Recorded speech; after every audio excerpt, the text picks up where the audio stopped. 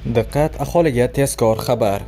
O'zgidromet 18, 19, 20 va 21 aprel uchun O'zbekistonda kutilayotgan ob-havo prognozlarini e'lon qildi.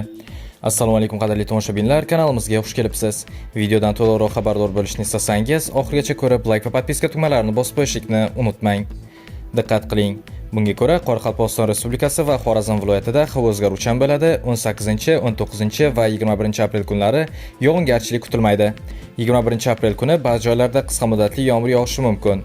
Harorat kechasi 14-19 darajali iliq, kunduzi 26-31 darajali iliq bo'ladi.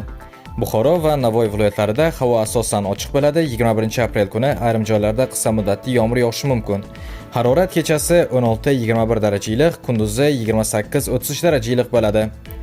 Toshkent, Sirdaryo, Jizzax va Samarqand viloyatlarida havo o'zgaruvchan bo'ladi. 19 va 21 aprel kunlari ba'zi joylarda yomg'ir yog'ishi mumkin. Harorat kechasi 15-20 darajali iliq, kunduzi 25-30 darajali iliq bo'ladi. Qashqadaryo va Surxondaryo viloyatlarida havo o'zgaruvchan bo'ladi. 19-21 aprel kunlari ayrim joylarda yomg'ir yog'ishi mumkin. Harorat kechasi 17-22 daraja iliq, kunduzi 29-34 daraja iliq bo'ladi. Andijon, Namangan va Farg'ona viloyatlarida havo o'zgaruvchan bo'ladi. 19 va 21 aprel kunlari ba'zi joylarda qisqa muddatli yomg'ir yog'ishi mumkin. Harorat kechasi 15-20 daraja iliq, kunduzi 25-30 daraja iliq bo'ladi. Do'stlar, shu va shunga o'xshash yangiliklardan birinchilardan bo'lib xabardor bo'lishni istasangiz, kanalimizga obuna bo'ling va bizni kuzatishda davom eting.